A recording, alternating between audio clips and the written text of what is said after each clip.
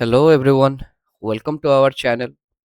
आज आम ब्रिटिश आर्थिक नीति एवं भारत में यार कौन प्रभाव थिला से रिलेटेड एमसीक्यू सॉल्व करवा। ये वीडियोटी ओटीटी बीएड ओस्टेट एवं अन्य कॉम्पिटिटिव एग्जाम ପାଇଁ प्रिपेयर କରୁଥିବା ପିଲାମାନଙ୍କ ପାଇଁ ଆମେ ଟୋଟାଲ ଓଡ଼ିଆରେ ରଖୁଛେ। ତ ଆଗରୁ ମୁଁ ଯୋଉ ଭିଡ଼ିଓ କରୁଥିଲି ତା ଦେହରେ ବ୍ଲାକ୍ ବ୍ୟାକଗ୍ରାଉଣ୍ଡ ରହୁଥିଲା, ଏଇଟାରେ ହ୍ୱାଇଟ୍ ବ୍ୟାକଗ୍ରାଉଣ୍ଡ ଟ୍ରାଏ କରୁଛି। ତ କମେଣ୍ଟ କରି ଜଣେଇବେ କୋଉଟା ଆପଣଙ୍କୁ ଭଲ ଲାଗୁଛି, ହ୍ୱାଇଟ୍ ନା ବ୍ଲାକ୍ ବ୍ୟାକଗ୍ରାଉଣ୍ଡ, ସୋ ଦ୍ୟାଟ୍ ଆମେ ଆଗକୁ ସେଇ ଅନୁସାରେ ଭିଡ଼ିଓ ବନେଇବା। ଠିକ୍ ଅଛି। ସୋ ପ୍ରଥମ କ୍ୱେଶ୍ଚିନ୍ ରହିଲା, ଭାରତର ପାରମ୍ପରିକ ଗ୍ରାମ ଅର୍ଥନୀତି କିପରି ଥିଲା? ଆମେ ଜାଣିଛେ ଭାରତରେ ଆଗରୁ କ'ଣ ଥିଲା ନା ସ୍ୱାବଲମ୍ବୀ ଆମର ଥିଲା ଭାରତୀୟ ଅର୍ଥନୀତି, ତେଣୁ କରେକ୍ଟ ଆନ୍ସର ହେବ ସ୍ୱାବଲମ୍ବୀ। ନେକ୍ସଟ କ୍ୱେଶ୍ଚିନ୍ ରହିଲା, ଭାରତର ଆର୍ଥିକ ଆତ୍ମନିର୍ଭରଶୀଳତାକୁ କିଏ ନଷ୍ଟ କରିଥିଲା? କାହିଁକିନା ଆମେ ଜାଣିଛେ ଭାରତକୁ ପର୍ତ୍ତୁଗୀଜ ମାନେ ବି ଆସିଛନ୍ତି, ଭାରତକୁ ଡଚ୍ ବି ଆସିଛନ୍ତି, ଡେନ୍ ବି ଆସିଛନ୍ତି, ଏହିପରି ବହୁତ ପ୍ରକାର ବିଦେଶୀ ଆମର ଆସିଛନ୍ତି ଉପନିବେଶବାଦୀ ମାନେ, କିନ୍ତୁ ନଷ୍ଟ କରିଥିଲେ କୋଉମାନେ? ଇଷ୍ଟ ଇଣ୍ଡିଆ କମ୍ପାନୀ ହିଁ ମେନଲି ଆମର ନଷ୍ଟ କରିଥିଲେ। ଇଂଲଣ୍ଡରେ ଶିଳ୍ପ ବିପ୍ଳବ ପରେ ଭାରତରୁ କ'ଣ କ'ଣ ନିଆଯାଉଥିଲା? କଞ୍ଚାମାଲ ନେଇଯାଉଥିଲେ, କଞ୍ଚାମାଲ କରିକି ଆମକୁ ପ୍ରଡକ୍ଟ ଦଉଥିଲେ ଏବଂ ଖାଦ୍ୟଶସ୍ୟ ମଧ୍ୟ ଏମାନେ ନେଉଥିଲେ, ତାଙ୍କର ସେଠି ପ୍ରଡକ୍ଟ କରିକି ଆମକୁ ଦଉଥିଲେ। ତେଣୁ ଉଭୟ ହେବ ଏହାର କରେକ୍ଟ ଆନ୍ସର। କ୍ୱେଶ୍ଚିନ୍ ଗୁଡାକ ଆବସର୍ଟ ଲାଗିପାରେ, ବଟ୍ କ୍ୱେଶ୍ଚିନ୍ ଏମିତି ତିଆରି କରାଯାଇଛି ସୋ ଦ୍ୟାଟ୍ ଟୋଟାଲ ଚାପ୍ଟରଟା କଭର ହେଇଯିବ। Next, drain of wealth theory, এটা କାହା ସହିତ ସମ୍ବନ୍ଧିତ ଅଟେ? ଆମର ଯୋଉ ଧନ ନିଷ୍କାସନ, ଆମର ଭାରତରୁ ଏତେ ପରିମାଣରେ ସୁନା, ଆମର ସୁନା କହିପାରିବା, ଧନ କହିପାରିବା, ଟୋଟାଲ ଭାରତର ଇକୋନୋମିକୁ ନଷ୍ଟ କରିକିରି ସେମାନେ ଯୋଉ ଇଂଲଣ୍ଡକୁ ନେଇଯାଉଥିଲେ, ସେଇଟାକୁ ଆମେ କହୁଛେ ଡ୍ରେନ୍ ଅଫ ୱେଲ୍ଥ। ଇଂରେଜ ଅଧିକାରୀଙ୍କର ଉଚ୍ଚ ବେତନ କେଉଁଠାକୁ ଯାଉଥିଲା? ଅବଭିୟସଲି ଇଂଲଣ୍ଡକୁ ହିଁ ଯାଉଥିଲା। ଚିରସ୍ଥାୟୀ ବନ୍ଦୋବସ୍ତ କେବେ ପ୍ରଚଳିତ ହୋଇଥିଲା? 1793 ମସିହାରେ ଆମେ ଯୋଉ ପରମାନେଣ୍ଟ ସେଟଲମେଣ୍ଟ ପ୍ରଚଳିତ ହୋଇଥିଲା। ଆଉ ଏହାର ପ୍ରବର୍ତ୍ତକ କିଏ ଥିଲେ? ଆମେ ସମସ୍ତେ ଜାଣିଛେ ଲର୍ଡ କର୍ଣ୍ଣୱାଲିସ୍। ଲର୍ଡ କର୍ଣ୍ଣୱାଲିସ୍ ଥିଲେ ଚିରସ୍ଥାୟୀ ବନ୍ଦୋବସ୍ତର ପ୍ରବର୍ତ୍ତକ। ତ ଲର୍ଡ କର୍ଣ୍ଣୱାଲିସ୍ଙ୍କ ସମୟରେ ଆମର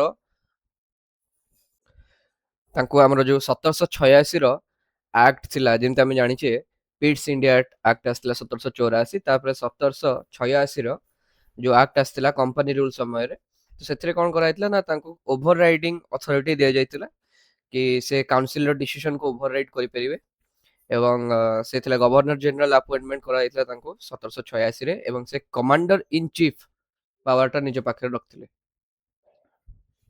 ତ ଚିରସ୍ଥାୟୀ ବନ୍ଦୋବସ୍ତ କେଉଁ ଅଞ୍ଚଳରେ ପ୍ରଚଳିତ ହୋଇଥିଲା?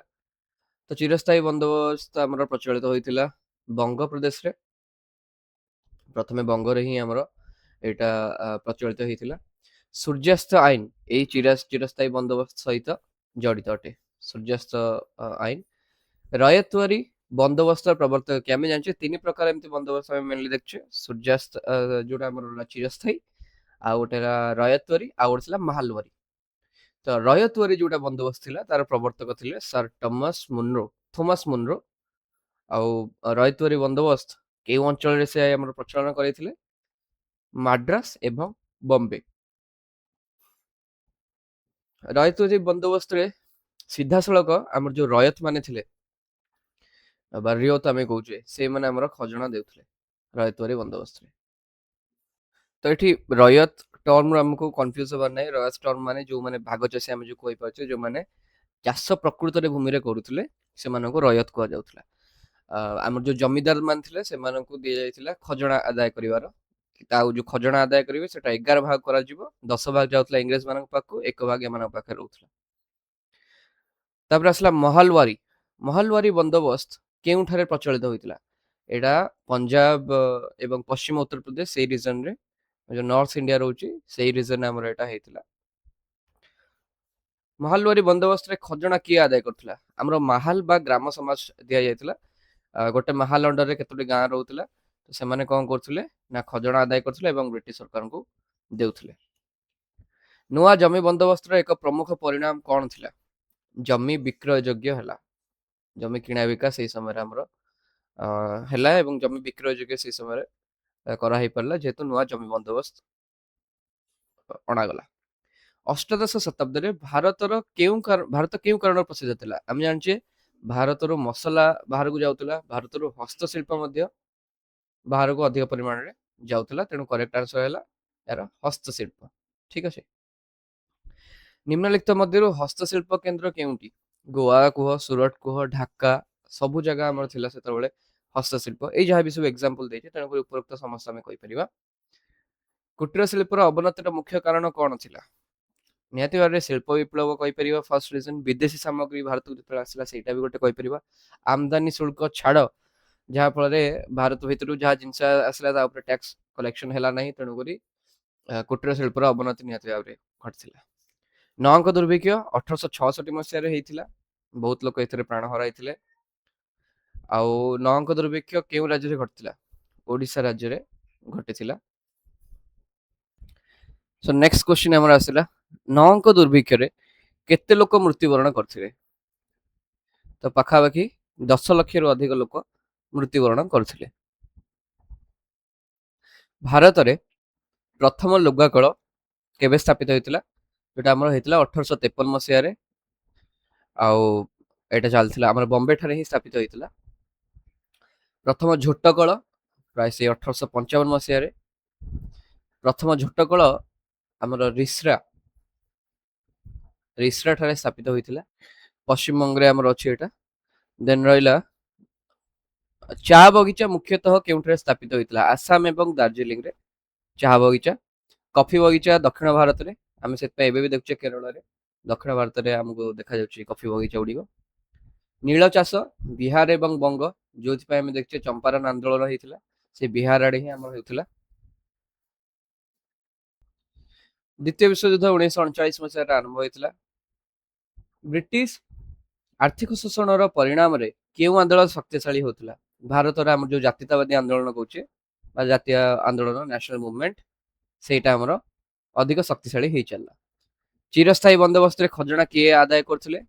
ଜମିଦାର। ସେଥିପାଇଁ ଯୋଉ ଜମିନଦାରୀ ସିଷ୍ଟମ ବି କୁହାଯାଏ, ଏଇ ଚିରସ୍ଥାୟୀ ବନ୍ଦୋବସ୍ତକୁ ହିଁ କୁହାଯାଏ। ଯୋଉ ଜମିଦାରୀ ବ୍ୟବସ୍ଥାର ଆରମ୍ଭ କିଏ କରିଥିଲେ? ଲର୍ଡ କର୍ଣ୍ଣୱାଲିସ। ରୟତୁଆରୀ ବନ୍ଦୋବସ୍ତରେ ଖଜଣା କେତେ ବର୍ଷ ପାଇଁ ସ୍ଥିର ହେଉଥିଲା? 20ରୁ 30 ବର୍ଷ ପାଇଁକା ଆମର ସ୍ଥିର ହେଉଥିଲା ରୟତୁଆରୀ ବନ୍ଦୋବସ୍ତରେ ଖଜଣା। ଜମିହୀନ କୃଷକ ମାନେ କାହାଠାରୁ ଋଣ ନେଉଥିଲେ? ମହାଜନ ମାନେ ଯୋଉମାନେ ମନି ଲେଣ୍ଡର ରହୁଥିଲେ ଗାଁ ଭିତରେ, ସେମାନଙ୍କ ଠାରୁ ଋଣ ନେଉଥିଲେ ଏବଂ ନ ସୁଝି ପାରିଲେ ତାଙ୍କର ଜମି ସେମାନେ ହଡପ କରିଦଉଥିଲେ। ଏଇଭଳିଆ କାହାଣୀ ତୁମେ ଦେଖୁଥିବ 6 ମାଣ 8 ଗୁଣ୍ଠରେ। ନୂତନ ଜମି ମାଲିକ ମାନଙ୍କୁ କଣ କୁହାଯାଉଥିଲା? ଅନୁପସ୍ଥିତ ଜମି ମାଲିକ। ଭାରତୀୟ ହସ୍ତଶିଳ୍ପର ଏକ ପ୍ରସିଦ୍ଧ ଉତ୍ପାଦ କଣ ଥିଲା? ସବୁତକ ଟସର ଲୁଗା କହିପାରିବ, ପଶମ ବସ୍ତ୍ର ବି ହେଉଥିଲା, ଗହଣା ବି, ଆମର ଏଗୁଡିକ ସବୁ ହସ୍ତଶିଳ୍ପର ଉତ୍ପାଦ ଥିଲା। ତାପରେ ଆସିଲା ନିମ୍ନଲିଖିତ ମଧ୍ୟରୁ କେଉଁଟି ହସ୍ତଶିଳ୍ପ କେନ୍ଦ୍ର ନୁହେଁ? ସୁରତ ଆମେ ଶୁଣିଛେ, ଚିତ୍ତାଗଙ୍ଗ ଯୋଉଟା ରହୁଥିଲା ଆମର ବାଂଲାଦେଶରେ ବର୍ତ୍ତମାନ ଅଛି, ସେଇଟା ବି ଆମର ହସ୍ତଶିଳ୍ପ କେନ୍ଦ୍ର ଥିଲା। ଲାହୋର ବି ଥିଲା, କିନ୍ତୁ ସିମଳା ସେଠି ସେ ସମୟରେ ନଥିଲା। ସିମଳା ଗୋଟେ ହିଲ ଷ୍ଟେସନ ଥିଲା।